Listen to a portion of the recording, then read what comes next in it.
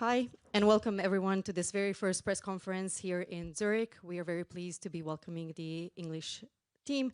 Translation will be available to all of you in English, French, and German. There is an app with instructions on the side for you as well. There's headphones on the table. We are pleased asking you to raise your questions in those languages so everyone can understand them. Please state your name and media. And now it is my pleasure to open the floor to Sarina Wiegman and Leah Williamson. Thank you. Yeah. Thanks for joining us, everyone. We really appreciate it. Ahead of tomorrow's fixture against France, as UEFA said, we'll take questions from the floor. If anyone would like to raise their hands. Anton, we'll begin with you. If you can introduce yourself with your name and the outlet you're working for, that would be appreciated. Anton from Sky Sports. That's new. Sarina, Leah, nice to see you both. It's nearly here, I suppose, the exciting part of the summer. I'm just wondering how ready the team is, how ready Lauren James is, and what kind of an impact she can have on the tournament, considering, obviously, she's just coming back from injury. Yeah, the team looks really good. I think we're ready. We had our last session this morning and everyone came through well. I think we had some good weeks where we trained and we could do some tactics. And I think we're very well prepared. You see the bonding in the team. We've worked really, really hard. And I definitely think we're ready to go tomorrow. On your question, the impact of LJ, she's in a good place. Of course, as you've noticed, she came on the pitch against Jamaica last week. And she's ready to get more minutes tomorrow. Emma? Hi both, nice to see you. Emma Sanders from BBC. Sarina, we spoke to Lucy yesterday, Lucy Bronze, and she was talking about how Hempo sometimes in meetings doesn't actually realise her experience when maybe she's asked to input. I just wonder if that's something maybe you've challenged her to maybe show a little bit more that experience or that leadership, I guess. Yeah, a little bit.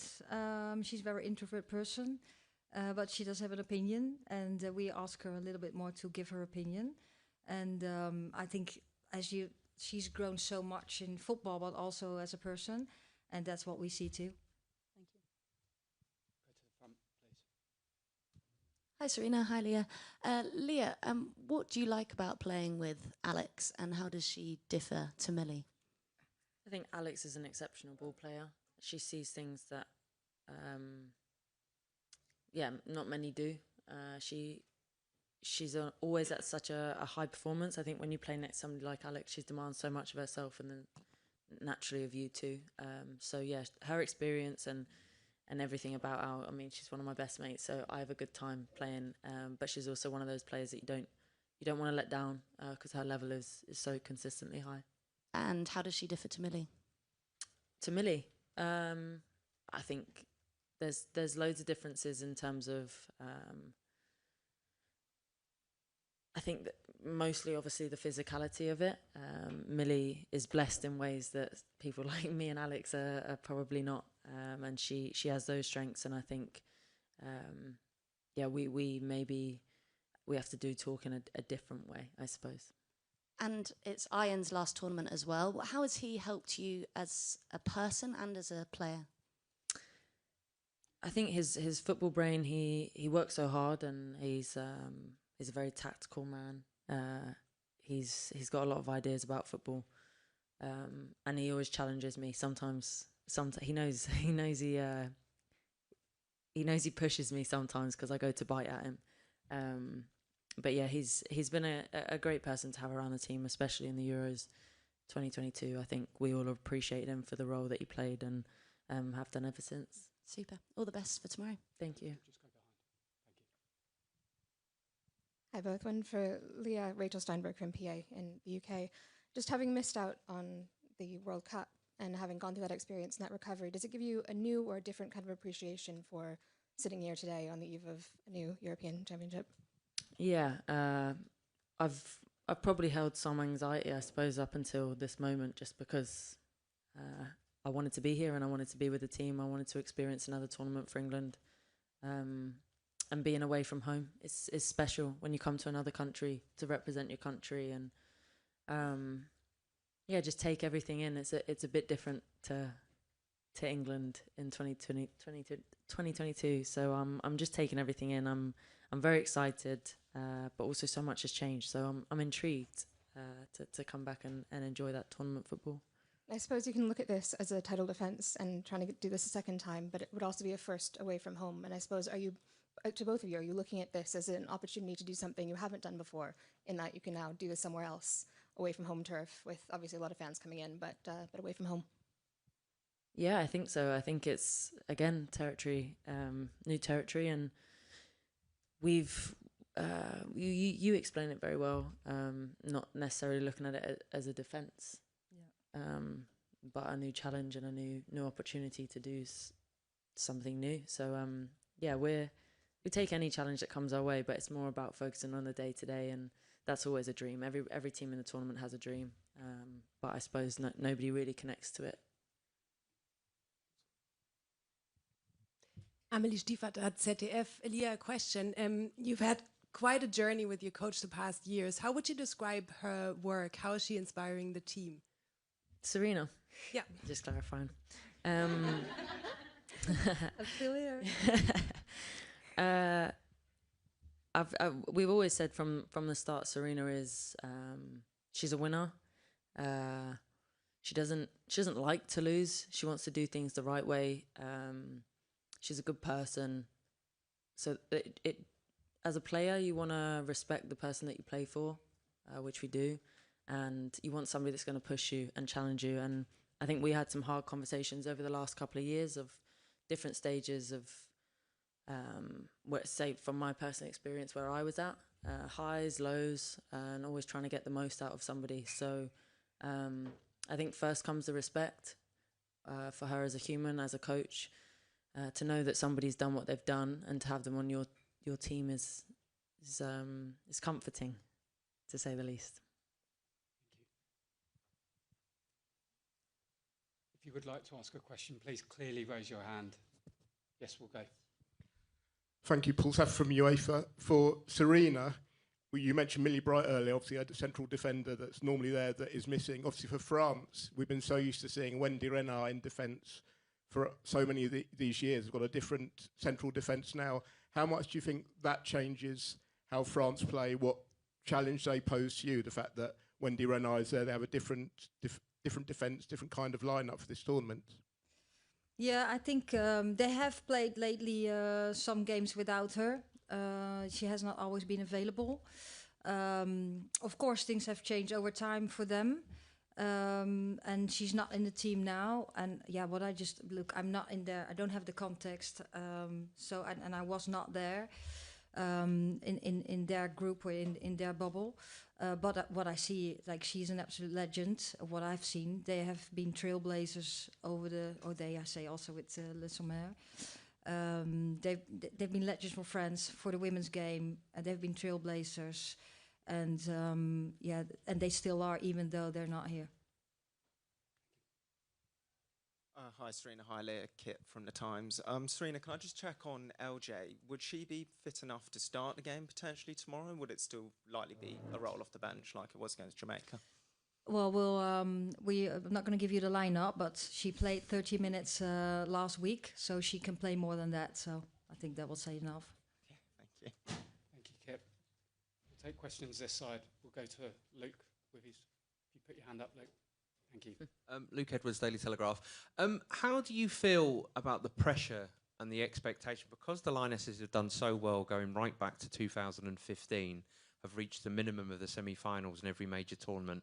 How do you handle that expectation and that pressure? Well, actually, for me, it doesn't feel that different because it has always been there, high expectations. And we have high expectations for ourselves too. We just want to do really well. And yes, we know we're here and we know exactly where we want to go to, but we bring it back to, we have to be the best prepared. We have to have the best game plans and, if necessary, to be able to adapt to what we have in front of us. I think the team is in a very good place. They're really well bonded, and we just we have worked really hard, and we will keep working really hard in every single game and every single training session, and that's what you can control. So that's what we're going for starting tomorrow. Hi both, Tom from the Mirror. Leah, you've got a lot of teammates playing their first major tournament. What sort of advice have you given to them? How have you spoken to them about preparing them as someone who's been there and done it before? I think the game's changed a lot since the experienced members of the team played there first, like, you know, the whole landscape of women's football. So we have to take into account those things when we do speak to them. But I think it's given them as much freedom to enjoy the experience, but know that they're ready to perform and sort of make their mark on the pitch, and just trying to find that balance. I would never want anybody to come and be so anxious it consume them, but at the same time we're here.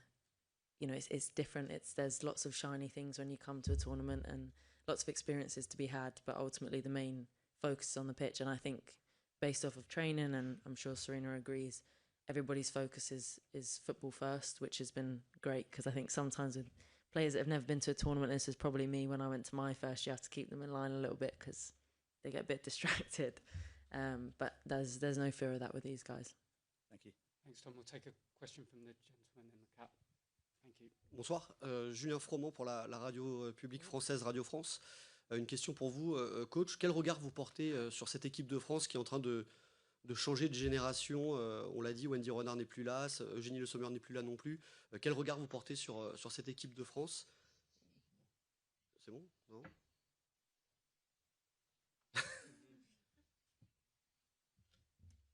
Oui? Il y a la traduction ou pas? Non? Ouais. Quel regard vous portez sur l'équipe de France?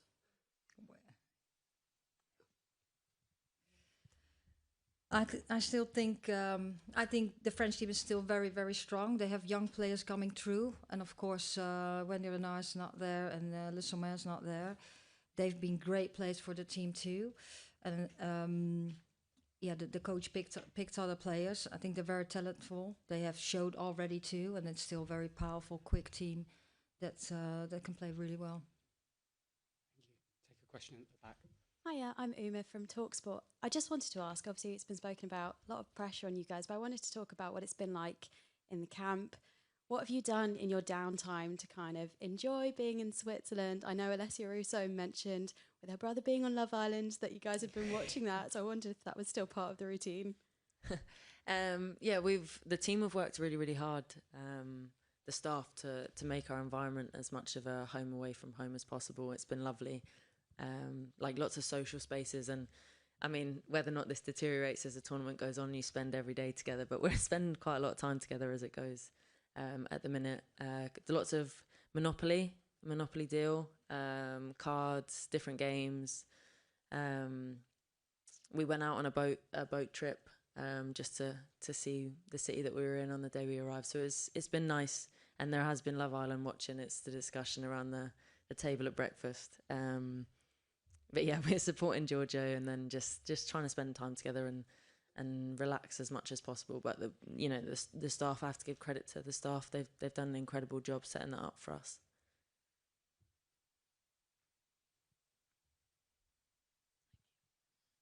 Hi Leah, it's Holly from the Mirror. We've spoken to fans today who've been inspired to buy tickets after watching the Euros in 2022, and UEFA says that most of the games are sold out.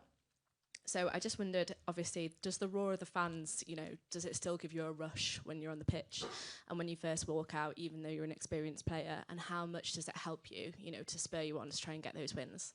Yeah, we were talking about the atmosphere at Leicester. It was a great atmosphere, and we could hear them, and it does make a difference, especially in certain games where it's tight. You want to hear them. You want to know. I suppose also you sort of you acknowledge the responsibility that you have when people come to watch you. It's a nice pressure to carry in terms of people have come to support, so you give everything that you have for them. But yeah, it was difficult for family and friends to get tickets, which means England fans, I presume, have done their job well and secured them. So we're very excited to get in front of them, especially even in Australia, I was there to watch, and the English fans there to support. It was incredible. So we have good memories, and we always just want to respect that. I think when they look at us, they see a team that would give everything for them, and I think that's where, you know, they keep coming back for that reason, and I hope that continues. Thanks, Holly. Just in front of you, please. Oh, sorry. Thank you. Hi, Tom Hamilton, ESPN. Sarina, Leah just mentioned there how you've been emphasising that this is a new challenge and a new opportunity for the group. The players themselves have talked about New England quite a lot as well. Is that your way of sort of resetting this group and sort of drawing a line under previous success to kind of bring together a new challenge as a whole? Yeah, it was our way. I think we've spoken about it several times a couple of months ago. So where we're at, and the team has been a bit in transition, of course. And we absolutely cherish what we have done before. We'll never forget it, and those are lifetime experiences for us and for our families, and also for the fans. But you have to move on, and you have to be on top of it. Things are changing very quickly. Things are developing very quickly, so we have to do too. And we came together exactly in February, and then we came to this. That we said, yeah, it's a new challenge. The approach was there anyway, but we called it the New England. Bonjour, en français, s'il vous plaît. Bonjour. Now, don't think I speak French. That was lovely. C'est bon. Plusieurs joueuses françaises jouent en Angleterre. Est-ce que, Léa, vous pouvez dire un mot sur Sandy Baltimore qui joue à Chelsea et que vous avez affronté plusieurs fois? Merci.